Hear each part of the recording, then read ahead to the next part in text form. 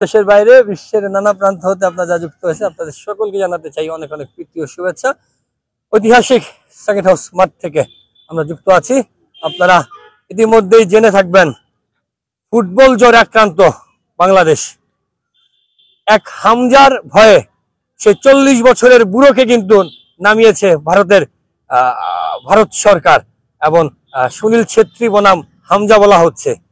আমরা বাংলাদেশ ভারতের সেই এল ক্লাসিকোর খেলা নিয়ে আমরা কথা বলতে চাই।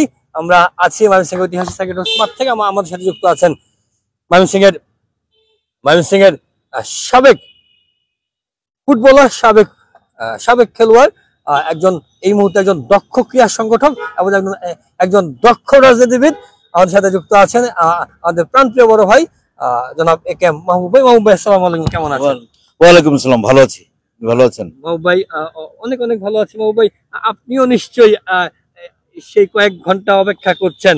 আপনিও নিশ্চয়ই ওই ফেসবুকে শুধু হামজা বা বাংলাদেশ ফুটবলের খেলার বিষয়গুলো দেখছেন। আসলে বিষয়টি শুধু এখন সোশ্যাল মিডিয়ায় নাই, আসলে আমাদের জাতীয় পত্র পত্রিকা, ইলেকট্রনিক মিডিয়া, প্রিন্ট মিডিয়া সকল জায়গায় আমরা দেখতে পাচ্ছি হামজাকে, বিশেষ করে হামজাকে নিয়ে।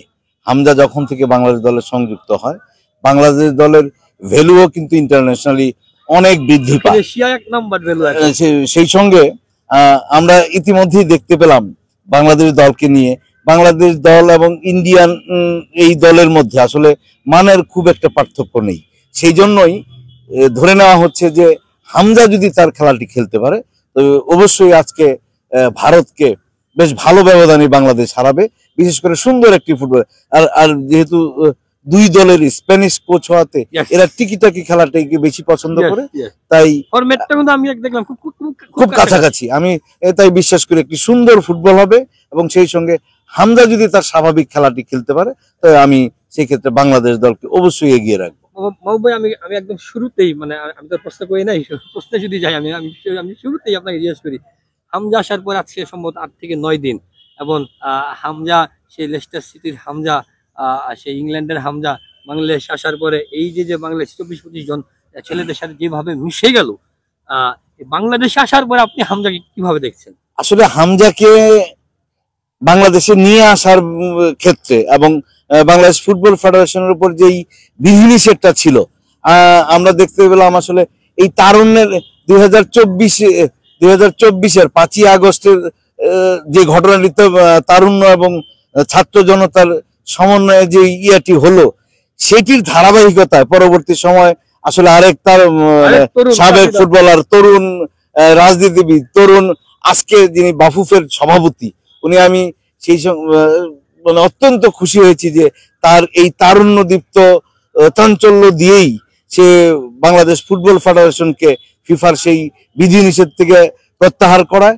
সেই সঙ্গে হামজা চৌধুরীকে মানে খুব অল্প সময়ের মধ্যে বাংলাদেশ দলের সংযুক্তিকরণ এবং সেই সঙ্গে হামজাকে আজকে মাঠে নিয়ে আসা, এটি আসলে সেই তারুণ্যকেই আমি আসলে আবারও ধন্যবাদ দিব। এই জন্যই আমরা আসলে তারুণ্যের প্রতি এত আগ্রহী, এবং সারা দুনিয়ায় এখন তারুণ্য চায়। আসলে তারুণ্য নির্ভর রাজনীতি বলেন, সমাজনীতি বলেন, সবকিছুতে আসলে তরুণদের অনেক কিছু দেবার থাকে। সেটির মানে প্রাথমিক উদাহরণ কিন্তু আজকে এই বাংলাদেশ ফুটবল ফেডারেশনের যিনি সভাপতি তাবিত আওয়াল। ও ভাই, তাবিত আওয়ালের কথা বলছিলেন, সেও একজন তরুণ সাবেক খেলোয়াড়, ফুটবলার।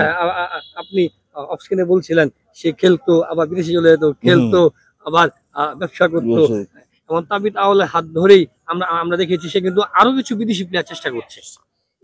এটি অবশ্যই ভালো উদ্যোগ। সেই সঙ্গে আমি আজকে এই ময়মনসিংহ টিভির মাধ্যমে বাংলাদেশ ফুটবল ফেডারেশনের কাছে আহ্বান রাখবো, আসলে স্কুল থেকে এই ফুটবলটিকে ছড়িয়ে দেওয়ার জন্য ফুটবল ফেডারেশনের ক্রিকেটকে যেমন সারা দেশে কোনো কাঠামো না থাকার পরেও শুধু এইচ ভিত্তিক 3-4টা খেলার মাধ্যমে সারা দেশে কিন্তু ক্রিকেট প্লেয়ার হান্টিং হয়, এই ফুটবলকেও এরকম এইচ ভিত্তিক জেলা, উপজেলা, বিভাগীয় এইচ ভিত্তিক খেলাটা নিয়ে আসে। অনূর্ধ্ব 14, 16, 18 এইভাবে এইচ ভিত্তিক ইয়াটা করে আসলে বাংলাদেশে ফুটবলকে আবারও জাগ্রত করা উচিত, এবং সেটি আমি তাবিদ আওয়ালের কাছে প্রত্যাশা রাখি যে সেইটি সুন্দর একটি পরিকল্পনা নিয়ে এইচ ভিত্তিক ফুটবলটা দিয়ে আবারও বাংলাদেশের ফুটবলকে জাগিয়ে তুলবে। মানে ওই যে আপনি বলছেন যে স্কুল ভিত্তিক বাগে যখন ওইখান থেকে তো আসলে খেলোয়াড় উঠে আসে এবং পরবর্তী সময় রেগুলার লিগ গুলো হলে সারা দেশে যদি রেগুলার লিগ গুলো হয়, সেকেন্ড ডিভিশন এবং ফার্স্ট ডিভিশন, এই লিগ গুলো হইলেই আমার বিশ্বাস এখনো বাংলাদেশের মানুষ আসলে ফুটবলের পাগল।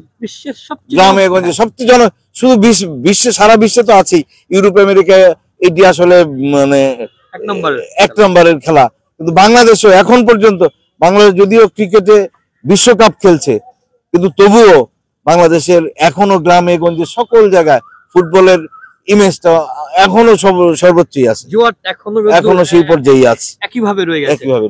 ও ভাই একটু যদি আমি জানি 7:30 খেলা, ওদের ওয়েদারটা একটু অন্যরকম এবং সেই কারণে কিন্তু সৌদি আরবে বাংলাদেশ সেশন করছে।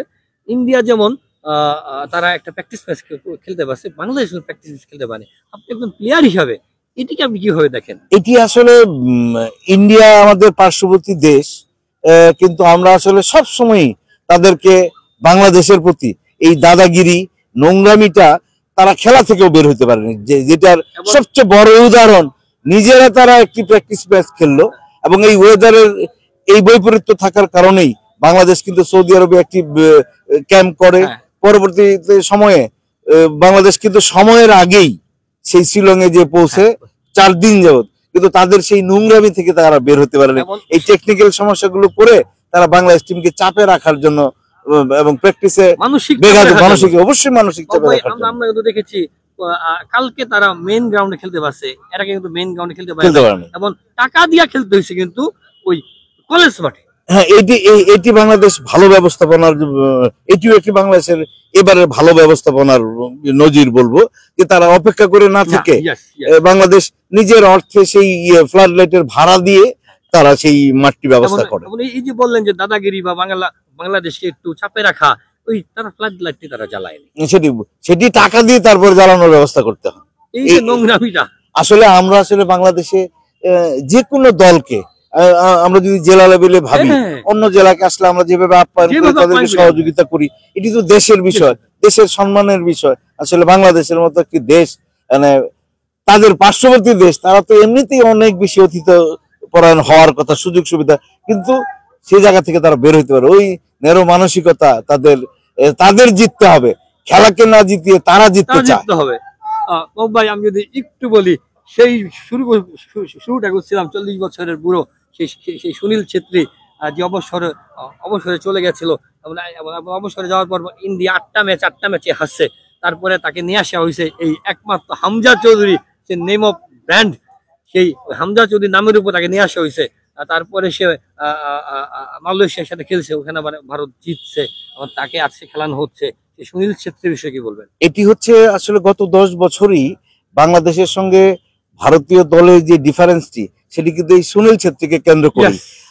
আজকের দিনে সেই সুনীল ছেত্রী কিন্তু প্রথমত বুড়ো, দ্বিতীয়ত সুনীল ছেত্রীর সাথে অনেক বেশি বেটার হামজা চৌধুরী, যে কিনা সে লেস্টারশায়ারের মতো দলে খেলে। সুতরাং সুনীল ছেত্রী দিয়ে আসলে শেষ রক্ষা হবে বলে আমি বিশ্বাস করি না। এবং শেষ ম্যাচটি কিন্তু তিনি জিতে তারপর কিন্তু তিনি বাংলাদেশের ফ্লাইটে উঠেছেন।